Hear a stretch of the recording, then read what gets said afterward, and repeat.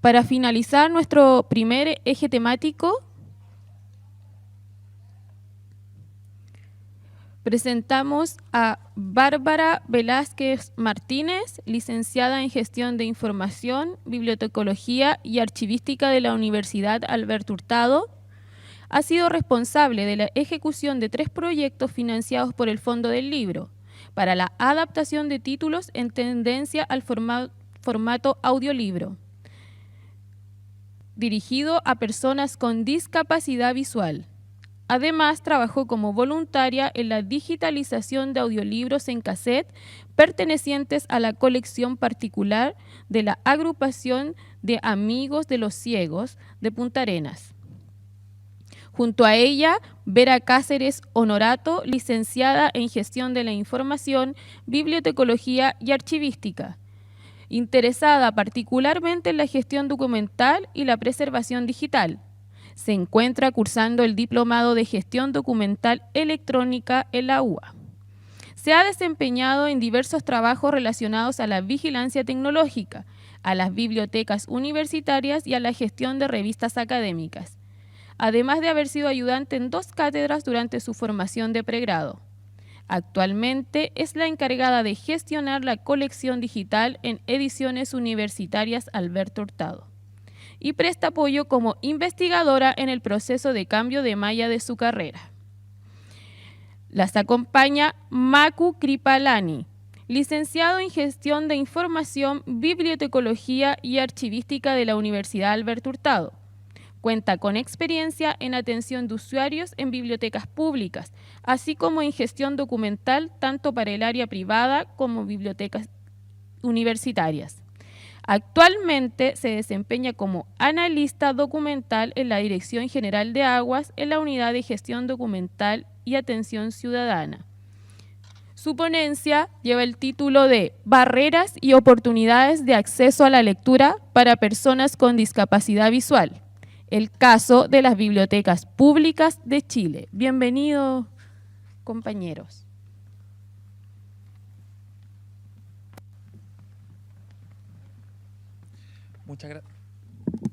Muchas gracias por la presentación. Buenos días a todos los presentes y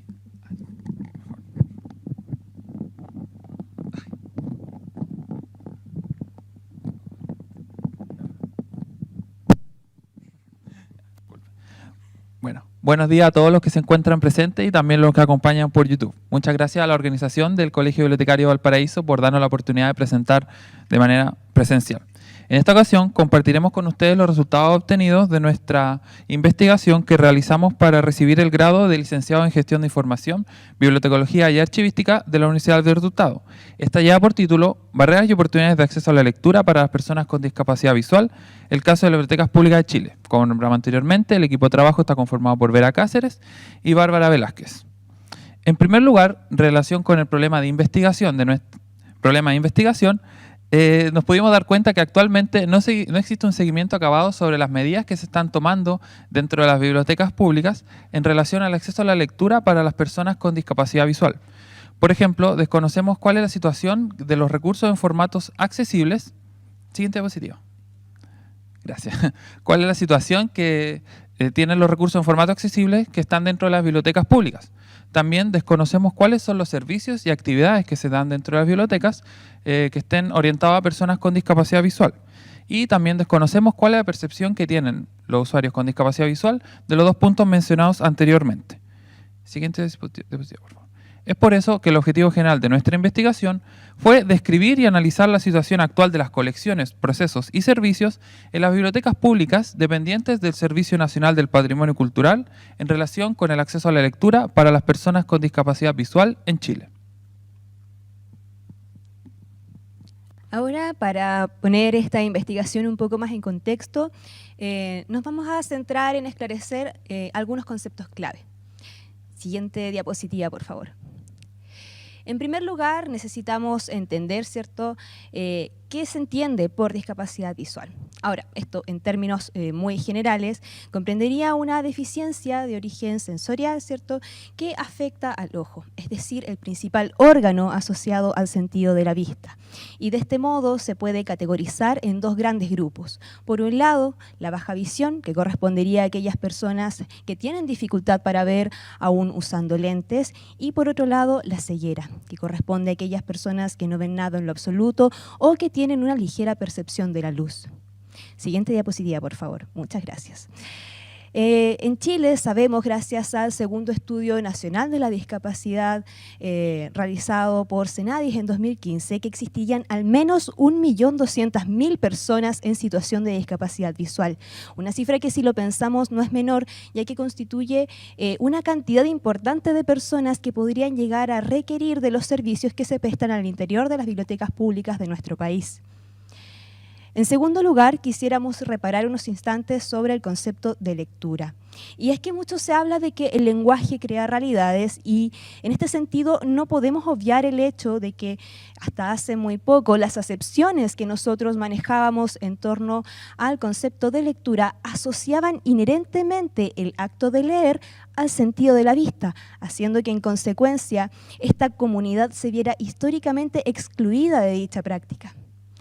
Afortunadamente, digamos, el concepto ya se ha ido ampliando, el foco ya no está en esto de pasar la vista, sino que, como proponen algunos autores, leer es algo que incluso haríamos antes de aprender la palabra como tal. Lo importante, ¿cierto?, está en nuestra capacidad de poder percibir los signos, interpretarlos, otorgarles una significación independientemente del sentido con el que lo hagamos. De este modo, y gracias a los tremendos avances tecnológicos que hemos visto en las últimas décadas, hemos podido ver el surgimiento de nuevos formatos de lectura, como es el caso de los macrotipos, los libros electrónicos, los libros en braille, los audiolibros, que en el fondo son nuevos formatos que nos permiten acceder al texto, pero haciendo uso de otros sentidos, como por ejemplo el tacto o el oído. Y son estos nuevos formatos los que vamos a estar denominando a lo largo de esta investigación como recursos accesibles.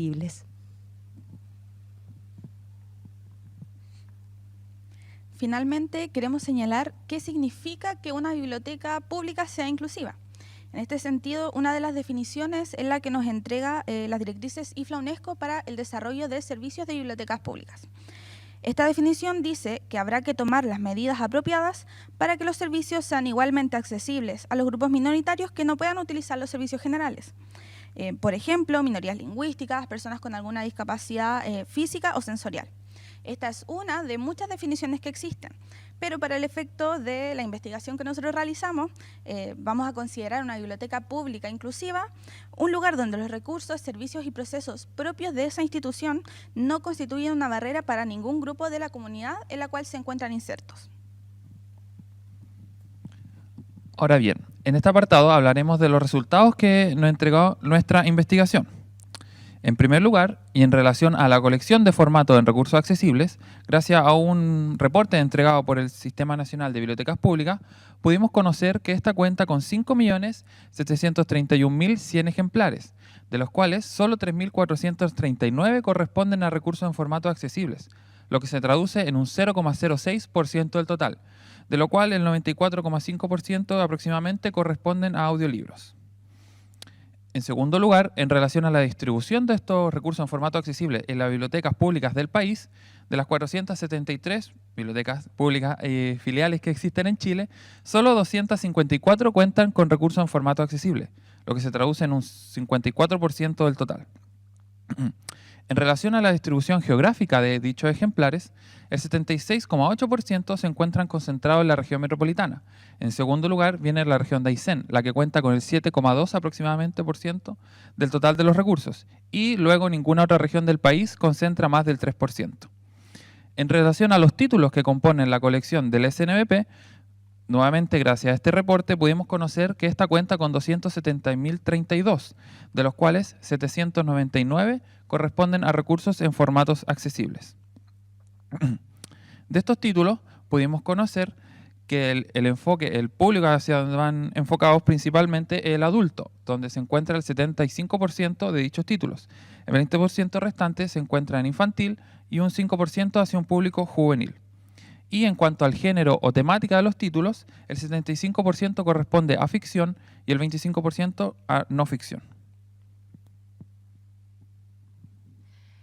En segundo lugar, quisimos poner a prueba el catálogo en línea de la red de bibliotecas públicas, para lo cual optamos por dividir nuestro análisis en 3 ejes clave: recuperación de información, accesibilidad web y experiencia de los usuarios en el uso de la plataforma.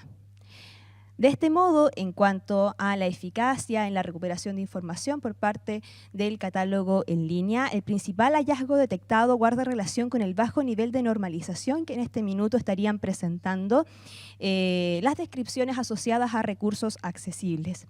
Nosotros habíamos establecido nuevamente 3 criterios clave que hacían referencia al uso de ciertos campos MARC, de ciertos términos normalizados, que deberían ser básicos para describir materiales diferentes al libro impreso.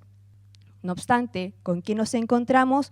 Con que finalmente, en promedio, la cantidad de registros que cumplía, ¿cierto?, con incorporar estos criterios era de un 56,7% para el caso de los audiolibros, de un 46,3% para los libros en braille y de un 0% para los macrotipos. Es decir, mientras que audiolibros y libros en braille contaban con descripciones parcializadas, ¿cierto?, más o menos normalizadas, el caso de los macrotipos no se estaría aplicando ningún criterio de normalización para su descripción. Es decir, veíamos recientemente, existe poco material adaptado a las capacidades sensoriales de estos usuarios, pero sucede que además les estaríamos colocando barreras para que finalmente estas personas supieran siquiera que existe este material y dónde poder encontrarlo.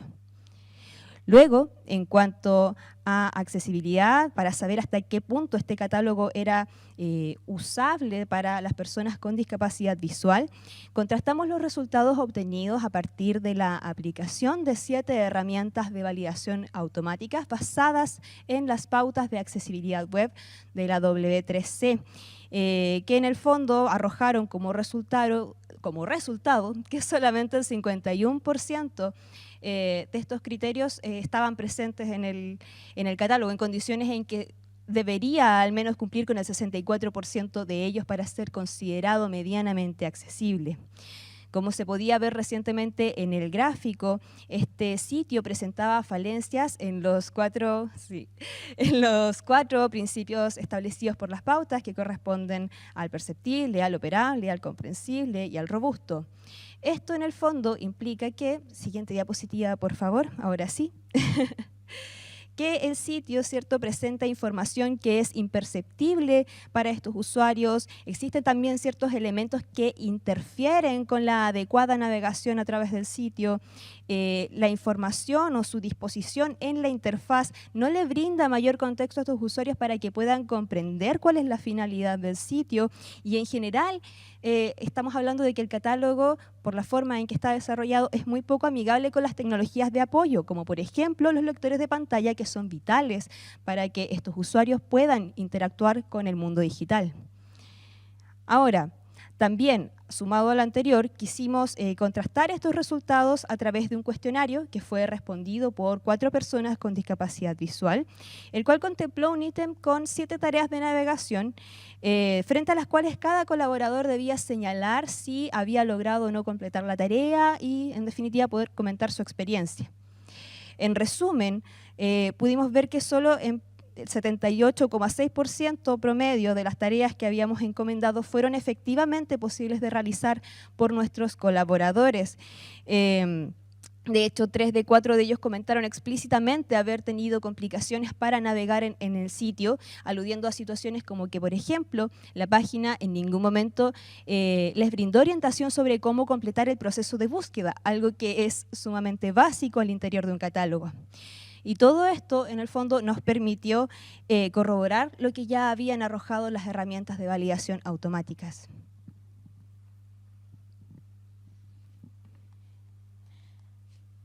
En tercer lugar, respecto al análisis de los servicios prestados por las bibliotecas públicas, decidimos utilizar principalmente 2 herramientas: la búsqueda en la web y entrevistas a los encargados de 3 bibliotecas regionales, tanto del norte, del centro y del sur del país.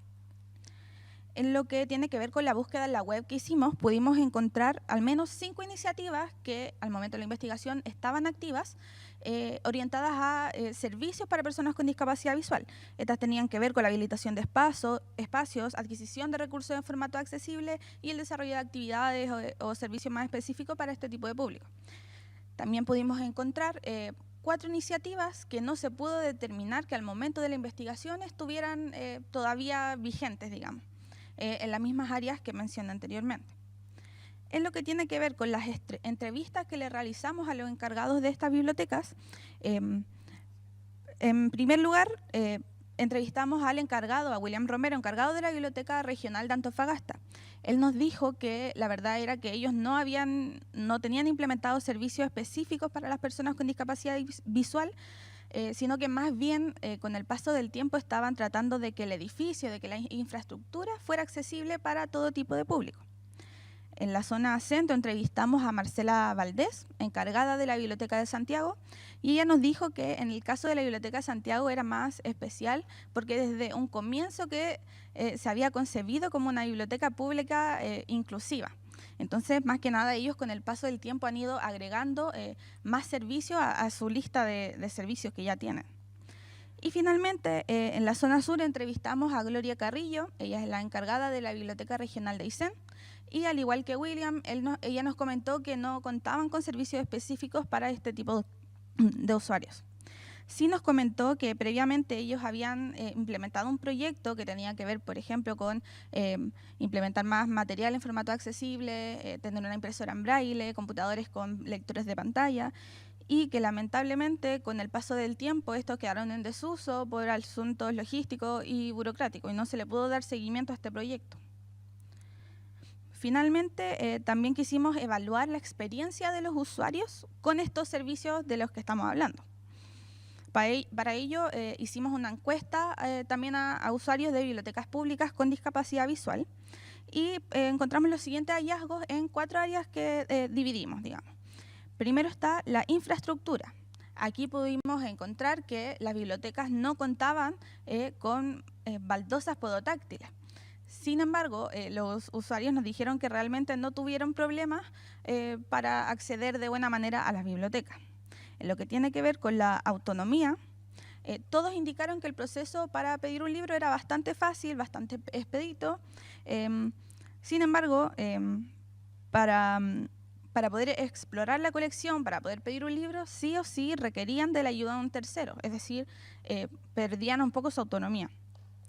En lo que tiene que ver con los recursos accesibles, todos nos contaron que las bibliotecas que ellos visitaron contaban efectivamente con recursos accesibles, sin embargo, la mayoría no estaba contento con la cantidad de recursos en formato accesibles que había. Y finalmente, con lo que tiene que ver con los servicios bibliotecarios, todos indicaron que a las bibliotecas que ellos visitaron había información sobre actividades de las cuales ellos podían formar parte. Sin embargo, cuando hablamos de otro tipo de servicios, por ejemplo, computadores con tecnología asistiva, máquinas de lectura parlante, casi ninguna de estas bibliotecas contaba con ese tipo de servicio. Ahora en el siguiente apartado hablaremos sobre las conclusiones y recomendaciones que emanaron de nuestra investigación. En primer lugar, y en relación a los recursos accesibles, nos pudimos dar cuenta de 2 puntos principales. Estos representan un porcentaje muy ínfimo del total de la colección, tanto como recursos como títulos, ejemplares y títulos, y existe una centralidad exacerbada en los recursos. Es por eso que nosotros recomendamos que se pudiera realizar un plan de adquisiciones tal como actualmente las bibliotecas públicas conllevan para adquirir libros que están orientados a la perspectiva de género. Nosotros creemos que una situación similar podría hacer que los recursos en formato accesible estén disponibles en mayor cantidad, pero sobre todo a lo largo de todo el país.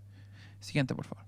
También nos pudimos dar cuenta que existe un desbalance en cuanto a la temática y al público al que se encuentran orientados estos recursos.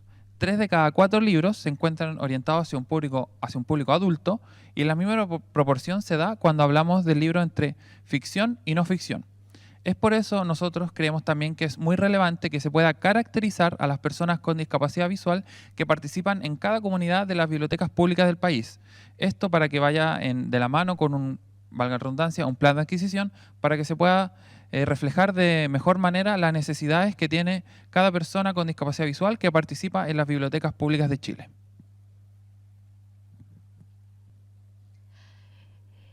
En cuanto al tema recuperación de información relativa a los recursos accesibles, es evidente que en este minuto las bibliotecas públicas no estarían contando con ninguna especie de lineamiento o protocolo para la catalogación de recursos en formatos accesibles, por lo cual sería recomendable, ¿cierto?, que se comenzara a trabajar en un documento que permitiera o facilitara la normalización de la catalogación o de la descripción de este tipo de recursos, de modo que podamos garantizar que estos usuarios puedan recuperar de manera óptima esta información a través del catálogo. Ahora, en lo que respecta netamente a accesibilidad, resulta comprometedor el bajo porcentaje de cumplimiento que logró superar el catálogo, y de hecho esto pone de manifiesto un gran desconocimiento existente en torno a la legislación vigente en torno a accesibilidad, tal como el caso del Decreto Supremo número 1 de SECPRES, que de hecho mandata que los sitios pertenecientes a órganos del Estado deben cumplir con las pautas de accesibilidad web establecidas por la W3C.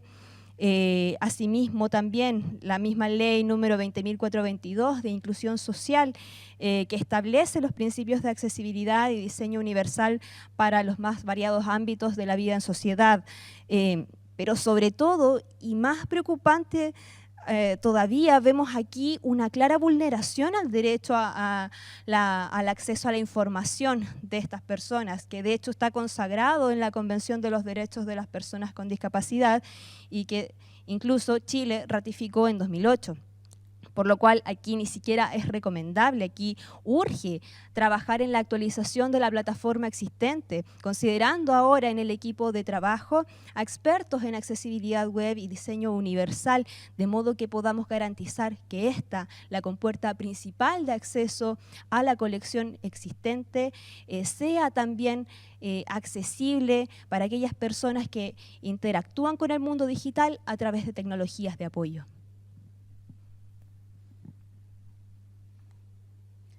En lo que respecta a los servicios bibliotecarios, vemos que se repite nuevamente el problema del centralismo que vimos en la colección. Se repite nuevamente los servicios bibliotecarios, pero en este aspecto tiene que ver con la burocracia, con la falta de autogestión de las bibliotecas que se encuentran fuera de la región metropolitana. En este aspecto, por ejemplo, cuando hablamos con Gloria Carrillo, ella nos comentó que en algún momento quisieron instalar lectores de pantalla de libre acceso en sus computadores, pero no pudieron llevar a cabo este proyecto porque era engorroso, era burocrático, tenían que pedir permiso desde Santiago y al final estaba lleno de trabas. Por eso creemos que es importante entregarle mayor capacidad de autogestión a las bibliotecas que se encuentran fuera de la región metropolitana. Partir por ahí en el fondo. También nos llamó la atención la poca cantidad de actividades, talleres, iniciativas, servicios en general que pudimos encontrar en la web que estuvieran orientados a este tipo de público. Aquí lo que llama la atención es que el Servicio Nacional del Patrimonio Cultural, a pesar de tener la capacidad, de tener el poder de llevar a cabo iniciativas a lo largo de todo el país, no utiliza este poder y al final estamos quedando al debe en las actividades que le ofrecemos a este tipo de público.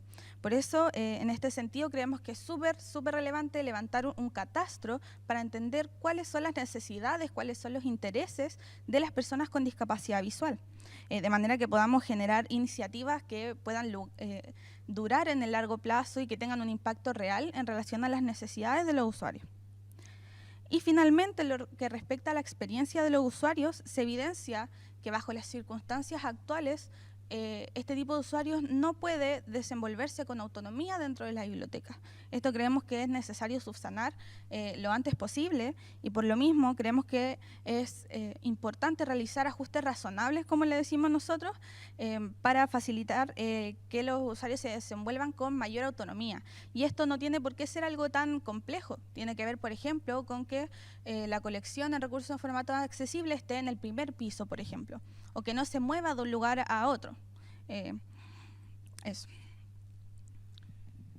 Bueno, como resumen y tal como pueden ver en la presentación, hay muchas cosas que podríamos, o mejor dicho, se deberían hacer dentro de las bibliotecas públicas para que las personas con discapacidad visual puedan participar de mejor manera. Sin embargo, quisiéramos también compartir una cita de una persona que colaboró con nuestra investigación, doña Ilia Gallardo y Ribaren, que pertenece a FASI Copiapó. Ella nos comentó: no basta con ejecutar proyectos de inclusión, sino más bien es importante pensar en estos con la ayuda de quienes formamos parte de la comunidad ciega del país. Ya basta pensar en la inclusión, en cumplir con la inclusión a través de braille o audiolibros, sino también permitir que sea el mismo afectado quien decida y proponga mejoras en la accesibilidad de las bibliotecas tanto físicas como virtuales. Esto tiene directa relación con los que nos hablaba Francisco anteriormente, ya que tenemos que reconocer que ninguna de las acciones que la que nosotros mencionamos anteriormente como recomendación, tal como dice nuestra siguiente lámina, tenemos la verdadera convicción, después de haber terminado nuestra investigación, que el verdadero camino hacia un modelo de biblioteca pública inclusiva parte por escuchar las necesidades de quienes desea incluir. Muchas gracias por escuchar nuestra presentación.